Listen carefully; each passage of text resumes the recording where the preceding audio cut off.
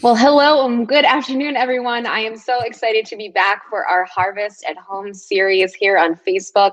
Here representing California wines, I am Amanda McCrossin. You can find me over at Som Vivant on Instagram and YouTube.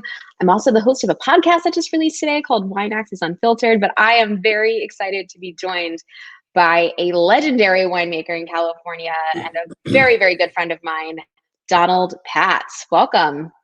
Thank you. It's great to be here. Yeah, I think it'll be fun. We are focusing on Mendocino, as you know, that's why you're here.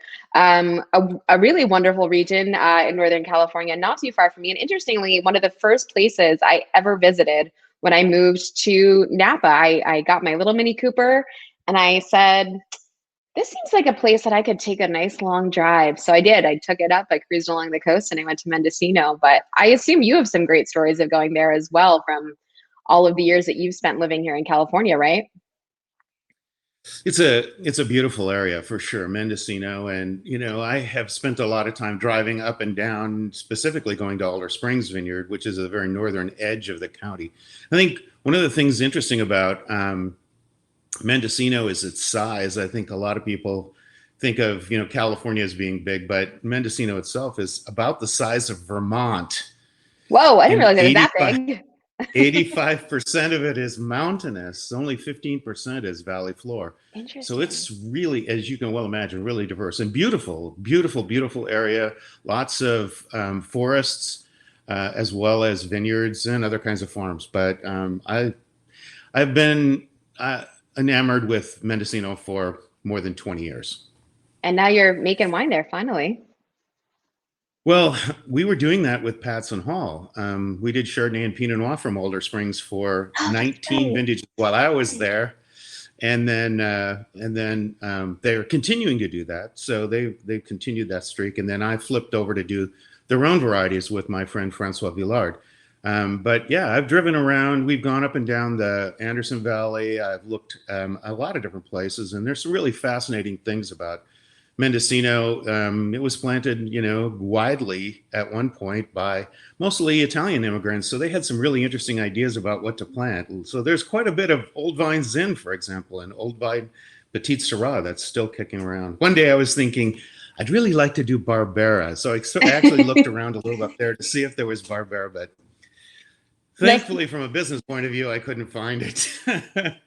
I don't know. I feel like Barbera is ready to have a little moment in California, but I could be wrong. But I love that you mentioned that, because that was one of the distinguishing points of Mendocino, is that it was really planted by Italian immigrants as opposed to the Spanish missionaries that really planted most of the state elsewhere. And aside from the fact that it is a very large region, it's mostly, if I'm not mistaken, sort of defined by two larger subregions, so coastal and then more inland, and that sort of dictates whether or not what varieties you're going to be planting. So when you think of Mendocino, are there any particular images that come to mind for you? When I think of Mendocino, I think of driving up, going through the redwoods, going to the Philo apple farm, getting some apples, maybe stopping at Roederer, grabbing some bubbles, and then heading all the way up to the town of Mendocino, which is this cool little hippie town that really has no commercial businesses at all,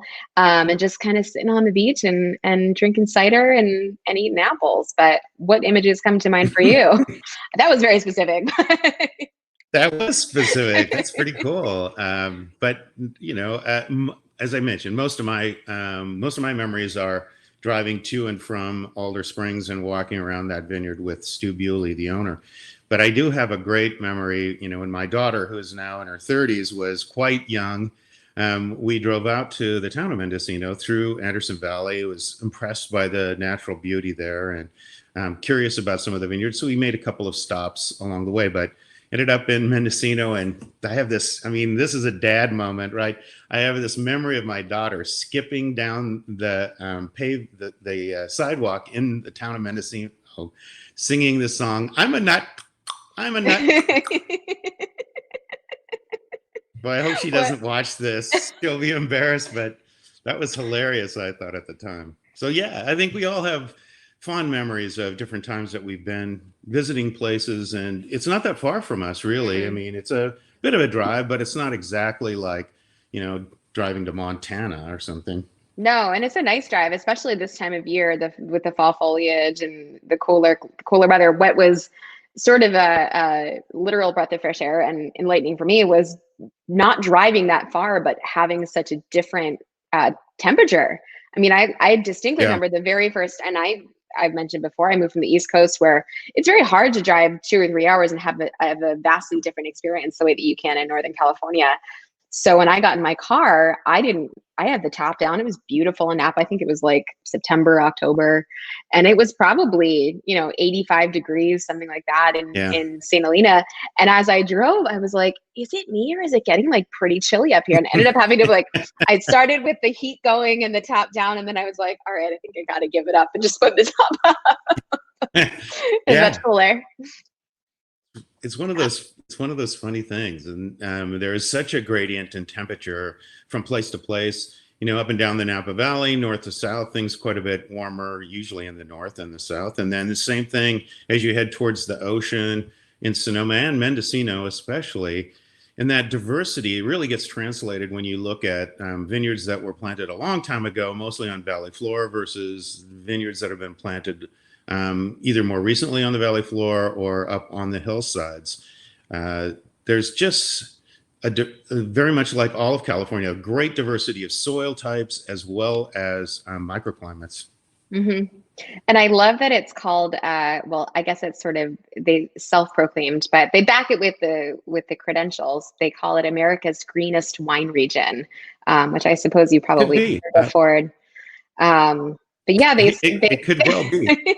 They say so. According to the Mendocino Wine website, it is over 25% of Mendocino County's wine grapes are certified organic, and they account for 1/3 of the total organic wine grape acreage in California and Mendocino County. So, kind of impressive. And they've got over 1,000 acres that are certified by Demeter Biodynamics. So. You go, I don't think it's surprising if you've been to the town of Mendocino or spent any time up there at all. It's a commitment to the land kind of place, generational farming, years and years of people who have been there for, decades, just farming the land and not just grapes. I mean, agriculturally, it's not quite the monoculture that you see in a lot of other regions.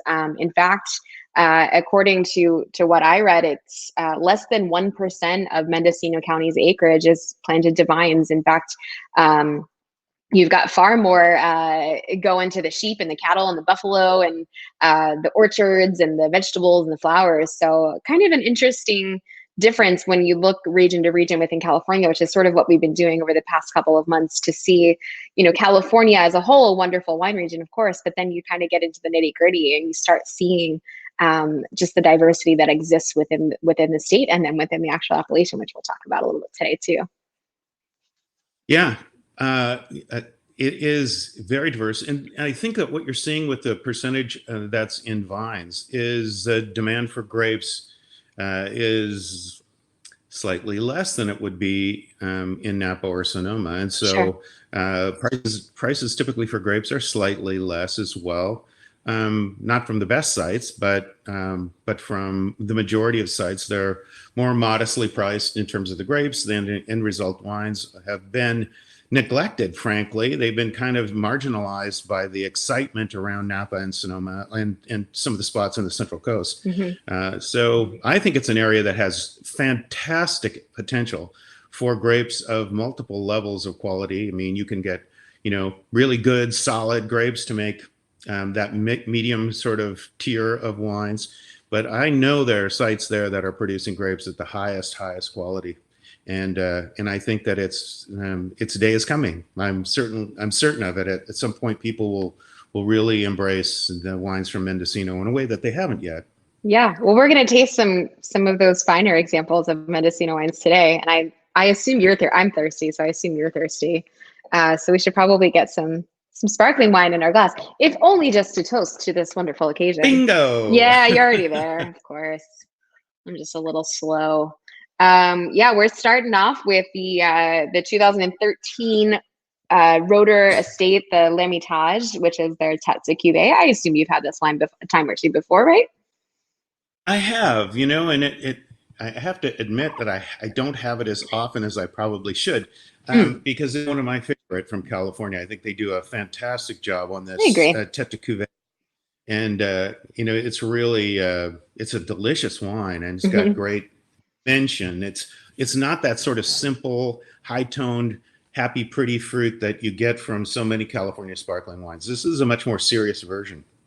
I agree. And I'm always kind of blown away by the price of Roederer. I mean, not that we need to focus heavily on that today, but I just think from an accessibility standpoint, this is their Tête Cuvée. It's a vintage sparkling made in the method champenois, so the champagne method, with Pinot Noir and Chardonnay. So it's aged on the lees for 4+ years. It's $55. Which, you think about any other Tête Cuvée, not just in Champagne, but even in California, that's a very reasonable price for champagne, and sparkling wine is very expensive to me, because I'm sure you can attest to being in the business yourself. Well, this is the current release, the 2013. I mean, very, very few Chardonnay and Pinot producers are currently releasing their 2013s. And if they are, people are wondering, what's wrong with you? You're so far behind the curve.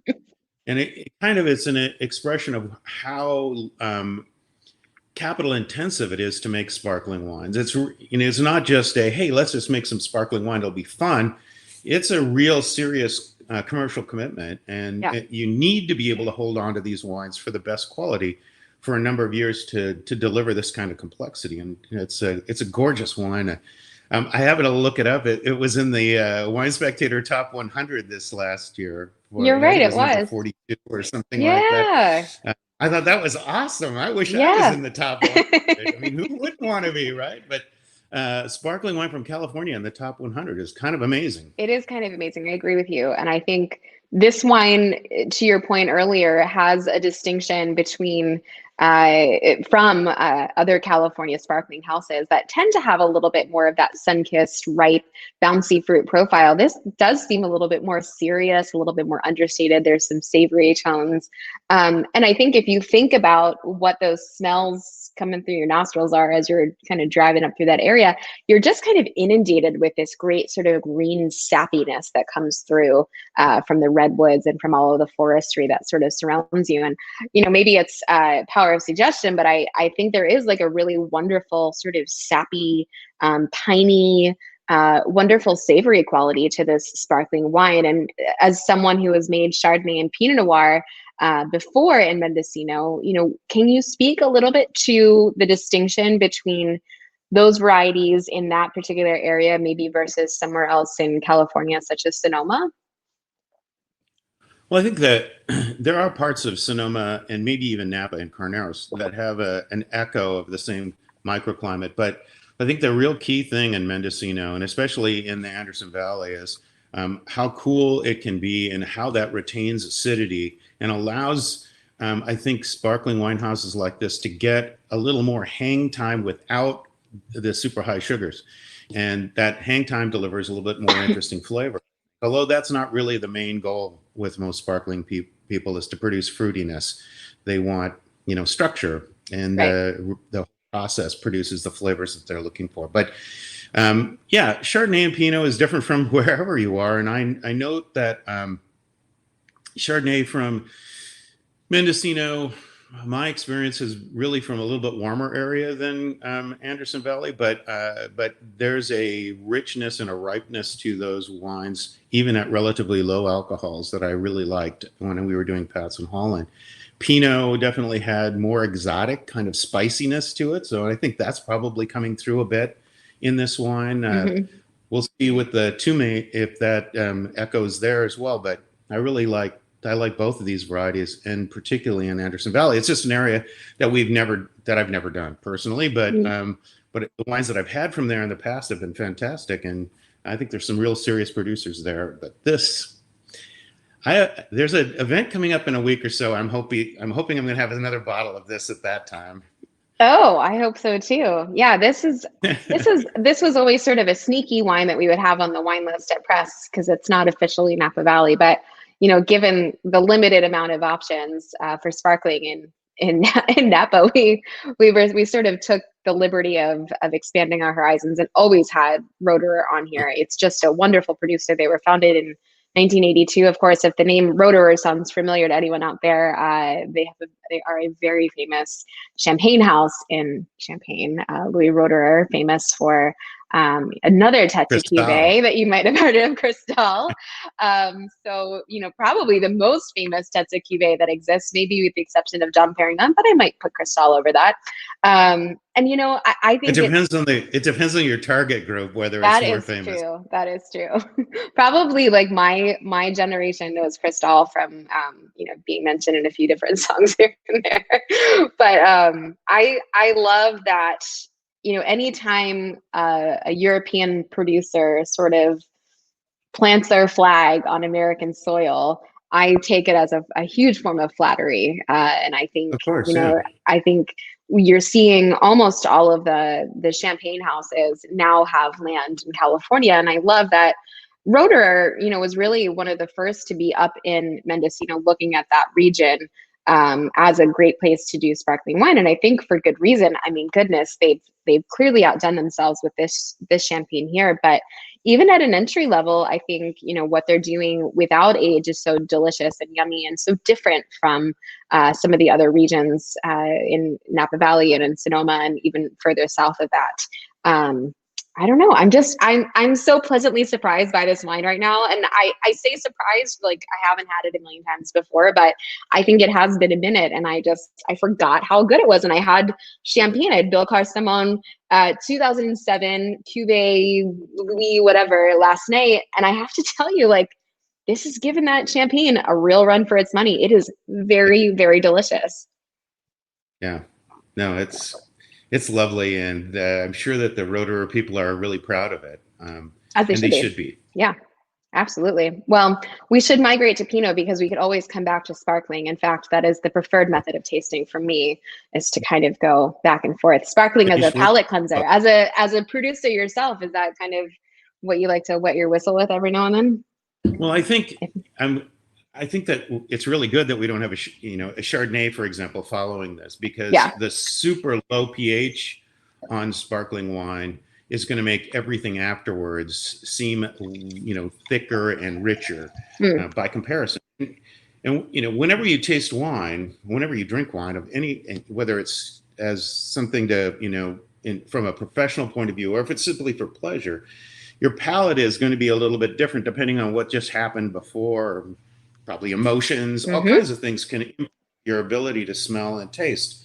And so I try to be as consistent as possible, and probably wouldn't use champagne or sparkling wine as a palate cleanser in between. But if that works for you, then you should keep doing that. Because, it reminds me of Andrei Chelichev. The one time I met him, we were going to taste wines in the olden days, and he had to step outside for a second to smoke, a Lucky Strike straight, because that's what he did before he tasted any wine, is smoke a cigarette. And his palate that way was always, in the same condition. If he skipped smoking for a little while, things didn't taste right. So, yeah.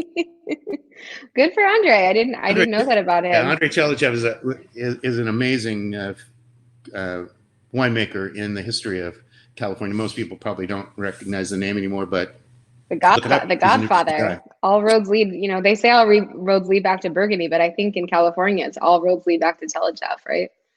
At least for this generation. So many people worked with him or worked with people who worked with him, and he really believed in California, especially Cabernet, way before anybody else really did. And back in the 40s and stuff like that. So yeah, he's a big deal. But anyway, should we try Pinot? We should try Pinot because, one, we've got it, and two, I don't know how many people know this, but your Instagram is Dr. Pinot, so you know a thing about Pinot. So just to kind of clarify that whole thing, yes, I really never thought of myself as Dr. Pinot. What happened on Instagram and actually on Twitter? I can't remember which one was first. I think it was Instagram. But on Instagram, I signed up sort of as a lark, and they said, "Well, what's your name going to be?" And like you're sitting there going, I hadn't really thought of that. I mean, so I thought, well, I'll start with my initials. And so if you look, you can see DRP. So I that makes went so much sense. DRP. And how many times with a capital P did I finish NIOT? Typing for all the different things I've done. So I got to the P, and the INOT kind of came out almost spontaneously. And so I saw, oh yeah, DR Pinot. Yeah, it's my initials with Pinot. That's cool. And it was later, I know this sounds dumb, but because I was really thinking initials, not what is it saying. It was only later that I realized, oh yeah, it's Dr. Pinot, isn't it? Sure, I guess. Yeah, well, I'll take it. I love it. No, I think it's a happy accident for sure. And honestly kind of fitting. I mean, I think Chardonnay was a little bit offended, but Pinot being the grape that it is.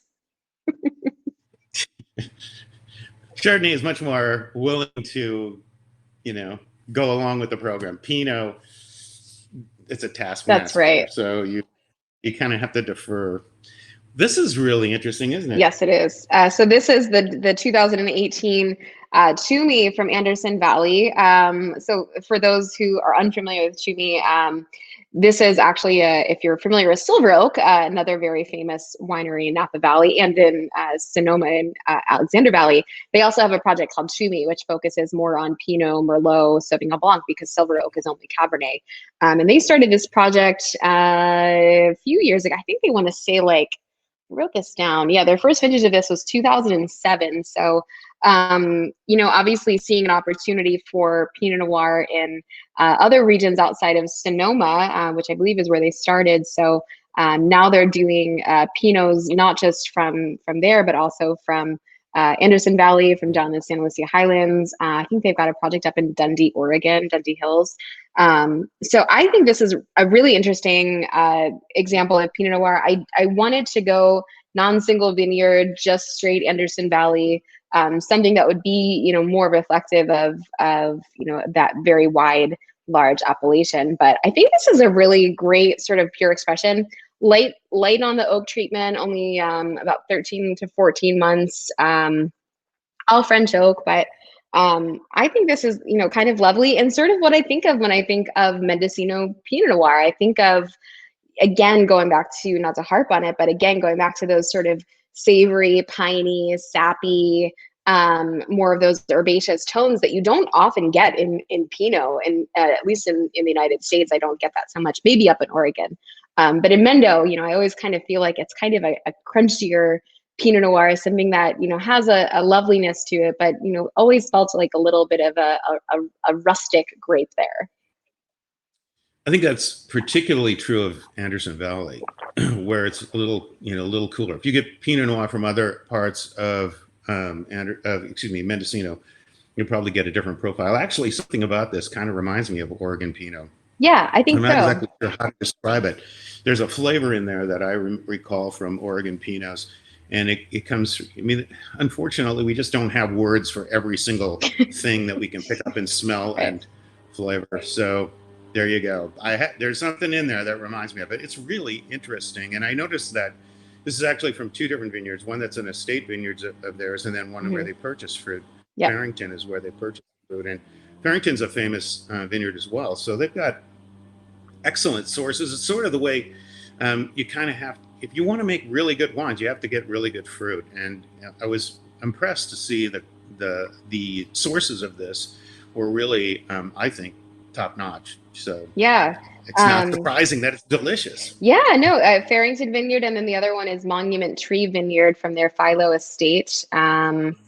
Yeah, I've always loved what the Duncans do. It's always consistent. It's always quality. It's always respectful of terroir. And I think this is no different. I mean, this, to me, you stick your nose in it, you taste it, and you're like, it could be Oregon, but to me, it feels like what I would expect from an Anderson Valley Pinot Noir, which, again, it's not the that in Sonoma. I know I am generalizing here. I know you're the king of Sonoma, but you get more brightness and juiciness. The fruit, with exception for sure with the Maritania project. But you tend to get a more of a softer expression of Pinot Noir. You tend to get more of a fruitier expression down in Santa Lucia Highlands. Kind of can be all over the place, but I just always find that this is such a wonderful sort of, again, savory, sappy, kind of sagey. It smells. I think this is a great example of like it kind of smells like where it comes from, and we've talked about it before on other series. You've got to go to these places to really experience these wines, I think, in the way they were intended to some degree. Visiting California, visiting the wine regions here, it just adds so much context. And to your point earlier about not really being able to put the words to some of the things that you're smelling, you're right. It's hard to put the words there because so much of it is pictures and images and smells that you can't really categorize other than, I think, like I said before, top down, cruising up through the redwoods, like that's my image of Mendocino and driving through that area. And that's sort of what I get. And you get, a little bit of this like salinity as well. And gosh, it's just so yummy and delicious. It's a nicely structured wine. Mm-hmm. And I think that's one of the things that I really appreciate about well-made Pinot Noir is that it has an edge around it that gives it this structure and firmness on the palate. And it has one of those things that I'm really looking for in all the wines I'm making, as well as, wines I enjoy at home. And that is, there's something refreshing about it. Mm-hmm. It comes across the palate and it really feels refreshing on the palate. So I really like that. Yeah, no, I think it's wonderful. And I was going to ask you, you've been making Pinot for a long time. Is it as fickle as they say it is? It's an interesting question. I would say no. I mean, there's this sort of aura around it. And I've thought about this quite a bit because, if you go to Burgundy, for example, and say, is it really hard to make Pinot? They look at you like you're kind of kooky. Like, well, no, not really. This is what we do. And I have a feeling, this is my theory. I don't know if I've mentioned this to you before, but my theory is that it's tricky to grow Pinot the right way. I mean, mm-hmm. if you put it in too warm a spot, it tends to, be sort of bland and not very Pinot-like. But if you get it in the right spot and you're careful and try to make it like Pinot as opposed to try to make it like something else, I think it's a challenging grape, just like all others are. But I think the big problem in California was the early success for a bunch of young winemakers with Cabernet Sauvignon. Mm. These guys would roll right out of UC Davis, with a degree in winemaking. And in a lot of cases in the late 70s, they were going right into head winemaking jobs. And away they go, make Cabernet. And the Cabernet turned out great because it's Napa, and Cabernet is not easy to make, but the plan to make it is pretty obvious, and most people know it. Turns out that if you make Pinot exactly like you make Cabernet, it doesn't turn out to be very Pinot-like. And so I think the success of Cabernet early on gave them this sort of, yeah, I know how to make wine. I'm going to make wine. I'm going to make wine out of Pinot too. And I'm going to do exactly the same thing. And it's going to be awesome. And then it wasn't. And so they were kind of baffled about that. And then they said, it's just too hard to make Pinot. It doesn't work in California. I don't like it. So I'm going to go back to making Cabernet. And it was only when, people started taking it seriously, aside from making any other grape variety, that I think it really started to make traction. That makes sense. And of course, replanting made a lot of sense as well. But, Mendocino, I don't think has struggled as much, for example, with phylloxera as Napa in particular has. And so, the beauty of that is if they've planted the right grape variety in the right place, it's going to continue to make really beautiful wines for a long time. And it's clear that Anderson Valley is a special area for Pinot. I think it's really lovely. It's a dramatic place just to drive through, but wow, the wines have been consistently good out of there. And Mendocino, why aren't we going there all the time? I don't know. Well, you're going there a bit more than I suppose you were a few years ago. But we'll jump to your wine because, you had the choice, I suppose. Well, I guess I should ask, which came first, the vineyard and the region or the grape for the Terminum project?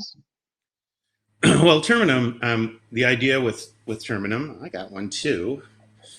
See there? There we go. The deal with Terminum was I wanted to do. I got a friend of mine is the importer for Francois Villard's wines, and I called him in 2017, and we were having a conversation. And he says, "By the way, I'm sitting here right next to Francois Villard, and he's talking about doing a California project again." He had done one in the past with Dave Miner at Miner Family, and so I said, "Well, I don't really know Francois that well, but if he wants to come to California, yeah, let's hang out and see if we like each other enough to do this." I had a couple of places in mind, but really my first choice was Alder Springs and Mendocino, and I really believed that I'd been going up there looking at Chardonnay and Pinot for 19 years, so I really believe that it has an extraordinary potential for these Rhone varieties. Chardonnay there at Alder Springs is lovely, and Pinot is really good in certain years. But the Syrah, every time I drove by it, I started drooling. I mean, it was just insane how beautiful the clusters were, and how willing Stu Bewley is to perfect them. And the whites, I got a chance to look at a few times, that they ripened a little bit later than the Chardonnay we were buying, so I didn't get to see them in full glory. But I knew that Stu was committed to the highest quality, so it seemed like a fun thing. Francois and I went up there to see it. I knew we were going to be working on Rhone varieties. I mean, it just sort of makes sense for him not to be trying to do Cabernet in the Napa Valley, since his whole background is these Rhone varieties. So it was fun. We went up the first time, walked around, signed up some Marsanne and Roussanne for a wine that we call Cepage d'Or, and then Syrah was really obvious to me, and I like drinking Syrah, and it was really fun to make this wine. So this is 100% Syrah? It is, yeah. And interestingly enough, as Francois replants his vineyards in Côte-Rôtie, he's not replanting with any Viognier. It's allowed up to like 20% I think, is allowed to be planted a Viognier. And they're thinking it adds this perfume to their wines. And certain people, it's clearly a good thing for them. But as he replants, he's not replanting any Viognier. He's going 100% Syrah. And so this was really a straightforward program for us. We bought grapes from two different parts of Stu's vineyard, and we use a technique I like to refer to as Method Francois. Okay. Because Francois was super worried about getting too tannic with this wine. We had tried some older Alder Springs Syrahs from other producers, and some of them were super concentrated and tannic. And he said, I want something with more finesse and freshness. He likes the word freshness a lot. And so I said, well, me too, but how do we do that? And he said, okay, I want you to taste the wine twice a day while it's fermenting. Now it's, a 40-minute drive from my house to the winery each way. So I'm thinking, no, I'm not going to do that every single day, Francois, but I'm listening. What, where are you going? He said, if it starts to taste too tannic, I want you to stop doing any kind of pump overs and go bucket by bucket over the cap. So I said, hey man, if we're going to go bucket by bucket eventually, let's just do bucket by bucket. So the whole method has been this very, very gentle extraction. And it certainly doesn't end up with less color, but no. I think there's more complexity that's built in. At least that's my experience with this. Also, fairly low amount of new barrels on these wines. There's about 20% new barrels, all French oak. Yeah. Are you at the winery right now? No. Oh. Why? I thought I heard noise? I thought so, but I was like, maybe that's no. No, you are. It's ironic because the guy who works in our yard comes like 4 o'clock almost every time, except when I'm doing one of these. He shows up every single time when I'm doing one. It's hilarious.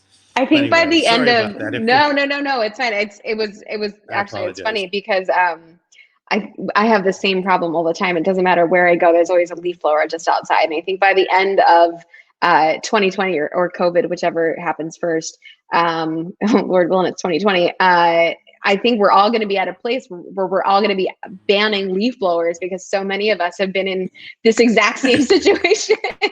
I really apologize. No. Oh my gosh, don't apologize. If I'd have seen him coming before we started, I'd have waved him off, but he shows up like 10 minutes into our thing. So anyway, sorry. No, don't. I was like, maybe he's doing maybe we just got some buckets going over top of Syrah or something. Not yet, no. So that's a fairly labor intensive process to go bucket by bucket. I mean, what is that? Well, it sounds like it's really difficult, but it's really a 2-person job. And it takes about as long to do that as it does to clean the hose and pump to get ready to start doing a pump over. So as weird as it sounds, it actually turns out to be not that inconvenient. Once they started, they liked it a lot. And so I haven't had any complaints. We've gone to we've made some changes over the years, but the first couple of years we did that entirely. Well, this has all the markings of Syrah that we would want, right? It's peppery, it's meaty, it's violet-y, it's fruity, it's serious, but it's not, this is why we love Syrah. I think, I don't think anyone in the wine industry can figure out why Syrah hasn't taken off in the way that other varieties have, more mainstream. Like, I think, it's so beloved by the industry people, and certainly it's got a great following. It just, I don't know, you can always find those really wonderful, highly rated Syrahs for a fraction of the price you can Cabernet, and I've never understood it.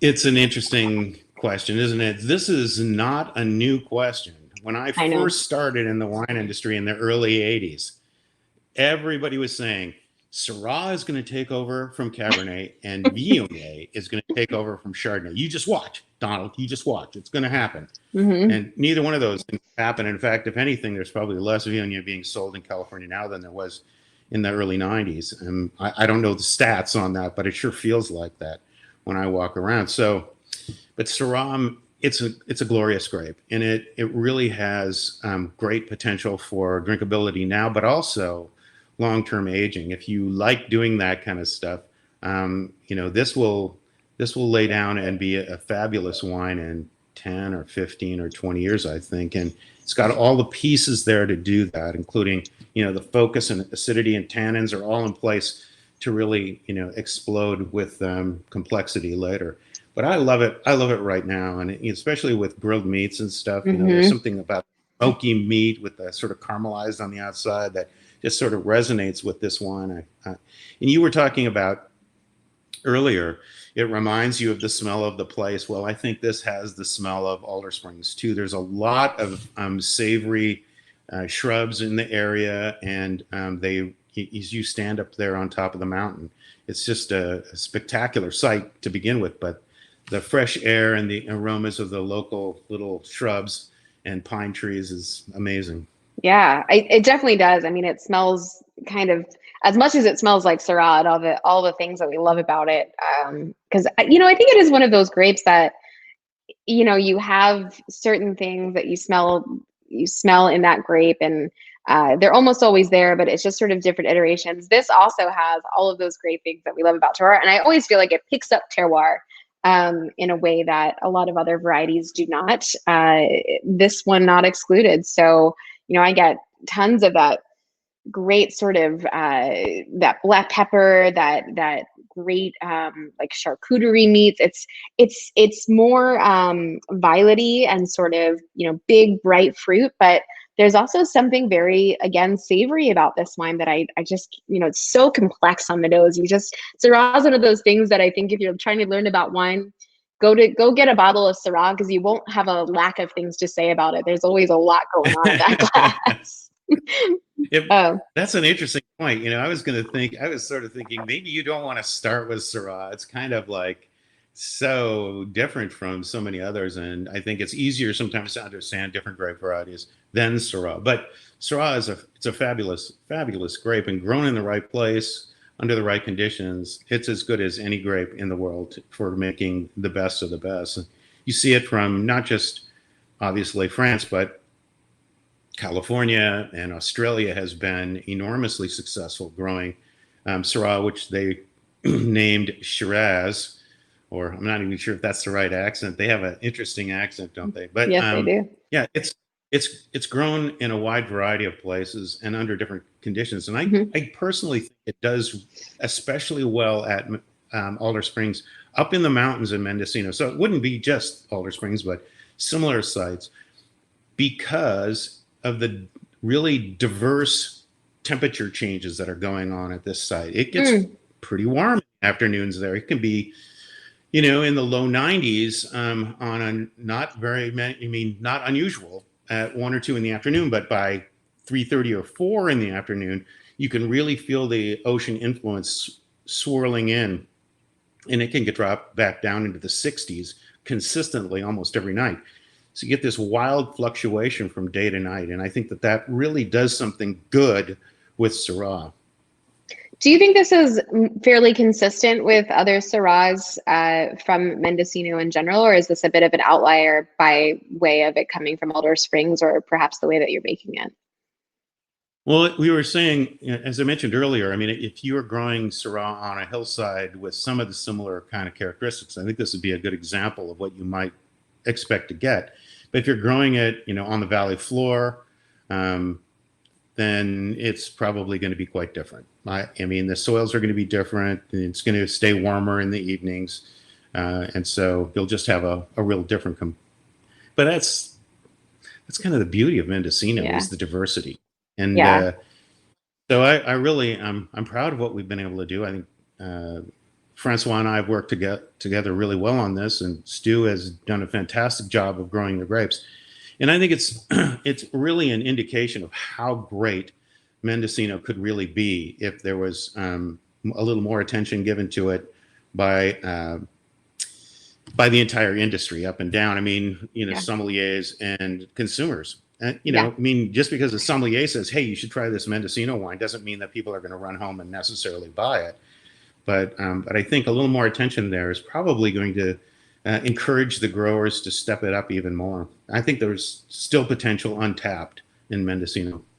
I agree. I've always been impressed by what I've seen. And I think that in some ways, Mendocino is a slightly misunderstood region. I think you sometimes hear in the press, Mendocino is the other 15%. I'm sure you've heard that before too in California. So meaning, the state law is 85% to put a region on there. So if you're thinking about the math, where is that other 15% coming from? A lot of times it's coming from Mendocino. So it sort of gets this reputation for being the place where, it's sort of filler grape, but the reality is Mendocino is a wonderful, wonderful wine producing region with great history and, slightly more unusual varieties that you can't find in other places. I'm excited to drink the Cépage d'Or tomorrow on IG Live with Aida. You won't be there with us, but you'll be there as spirit via the wine. So maybe we could just touch on that. I know we don't have it in front of us here, but in addition to the Syrah, you're making the white Rhone varieties under Terminum. Yes. So talk to me a little bit about that. Well, I thought when we went to see Stu with Francois that first time, we were going to be, asking if he's got any Viognier. And Francois practically jumps out of the Jeep and runs into the Marsanne part of the vineyard. Wait a minute. If there's a difficult wine to sell, it's Marsanne and Marsanne Roussanne especially. Right. But we loved what we saw, and we talked with Stu at quite some length about it, and came up with the idea of starting with Marsanne and Roussanne, and then in 2018 we added Pic Poul Blanc and a little bit of Viognier to the blend as well. So it's still more than 50% Marsanne. Mm-hmm. In the olden days, in the early 70s, we could have called it we could just put Marsanne on the label and called it good, but now it has to have a different name. So I came up with Cépage d'Or, which means golden grapes or grapes of gold, or however you'd like to interpret it. But we did some things a little differently, and I don't want to say this the wrong way. A lot of Marsannes in California, and there's some people that really admire this, get this very thick, oily sort of texture. It's a really intense grape that way. And it can be a little overwhelming to me. And so I wanted to make the Cépage d'Or a little lighter on its feet And also, again, for me, that really heavy, oily texture isn't particularly refreshing. And I wanted to make a white wine. I kept thinking about, my wife is Korean and she likes to grill fish. I kept thinking about, what do I want to have with grilled fish? It's got to have some acidity. There's got to be some, refreshing character to cut through the smoky fish flavors. And that's kind of what I had in mind when we were talking initially about making this particular wine together. And so we're picking the Marsanne and Roussanne a little bit less ripe than they probably would for a different style. Mm-hmm. And the Viognier as well. And then Picpoul is just ferociously acidic and super low pH. So we picked that a little riper so that it doesn't rip the teeth out of your head. And this is like Picpoul de Pinay. Like, is that the same Picpoul that you're talking about? Like the one you would find in? I think it is. Yeah. The chicken. They call it the chicken grape. You know that?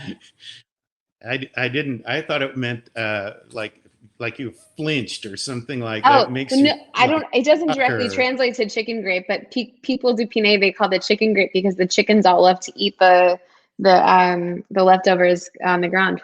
They call it the chicken grape because it tastes like little green apple stuff. Anyway, probably it's not super aromatic or delivers a lot of flavor, but it's sort of structural component. It's a small percentage. It's like of the land, and it's more like 12%. 12% that, 12% Viognier, about half Marsanne, and about a quarter Roussanne. So there you go. Well, we'll have it tomorrow. It's all barrel fermented. Yeah, it's all barrel fermented in neutral oak.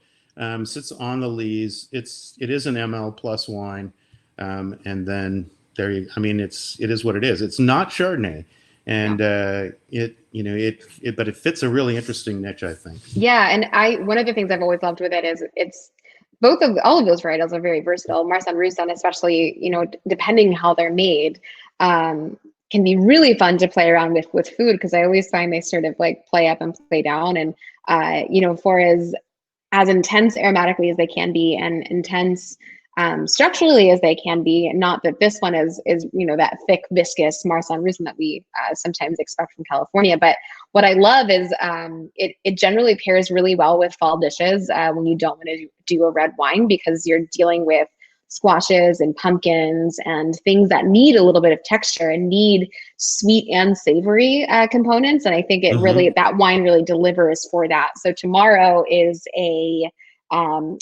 roasted squash dip with like a pepita, and I did crushed it with it. I'm excited to make it. That sounds great. It'll be very delicious. Yeah, I wish I had roasted fish to go with it, but we cannot have your wife at our homes, so we should all be so lucky. But anyway, this has been a lot of fun and very informative on my end. There was a lot that I didn't know that you have clued me into on Mendocino. And any takeaways from this tasting? Anything that kind of like refreshed your memory that you're like, I forgot about that. That was good. Both of the other wines were really adorable, and like I said, sparkling. We don't drink a lot of sparkling at my house. I don't know why. I don't know either. But I'm definitely going to get some more of that. Yeah. Oh, good. Well, yeah. So we have the 2013. I have a lot of Pinot at home. You do have a lot of Pinot. I have a lot of Pinot at home, so probably don't need to get the too many. You should get it though. Anybody watching, check it out. Yeah. For me, the sparkling wine is the one that I'll most likely want to go get and buy some more. In fact, I still have some in my glass there. So. Yeah, you can generally, even if you can't find the L'Hermitage, just regular Roederer multi-vintage is wonderful. This is the 2013 L'Hermitage. They also make a rosé that is very delicious, I should note. The second wine we had was the 2018 Twomey Anderson Valley Pinot Noir. They also have a single vineyard, a little bit more difficult to find. And then, of course, last but not least, Mr. Donald Patz's wine, the Terminum Syrah from 2018 Alder Springs Vineyard. And like I said, tomorrow we will be drinking the Cépage d'Or. We almost had it today if I hadn't said anything, but we'll save it for tomorrow. So yes, thank you. So that will be tomorrow. We are back next week. So this series sort of takes a little bit of a turn, which I'm really excited about. I will be joined by one of my friends and a wonderful food blogger who you probably already know because she's very famous. Her name is Terry Turner, and she's over at No Crumbs Left and has written a wonderful book. And we will be talking about food and wine pairings for the family. So she's cooking for the family. I'm making sure the family's hydrated on my end. We're talking about how to make it happen. And that will be once again here at 3 o'clock on Facebook. Like I said, tomorrow at 4 o'clock. I'm sorry, I'm speaking in East Coast time right now, aren't I? Okay. So that will be 1 p.m. next week for Facebook. Gosh, I have never done this right in my life. 1 p.m. next week on Facebook on Thursday, and then 3 p.m. on Instagram tomorrow with Aida with the C'est Pas d'Or from Terminum, and then the following Friday and moving all the way into Thanksgiving territory, if you can believe it. Thank you so much, Donald. Anything, where can the people find you? We've already decided that it's at Dr. Pinot on Instagram, but is there anywhere else people should look for you? Oh yeah, we have multiple websites for each of the brands that I'm currently doing, but the place to start probably is donaldpatzwinegroup.com. And then you can go from there to check all of them out. I love it. Well, thank you so much for being with us. Thank you for sharing the wine today and tomorrow, and I'll look forward to seeing you again soon. I hope so. Thank you, Amanda. Really fun to do these with you. Oh, You're fantastic. Good. So you're so much fun. All right. I look forward to a chance to do it again. Yeah, absolutely. All right. We'll see y'all soon. Thank you for tuning in. Bye.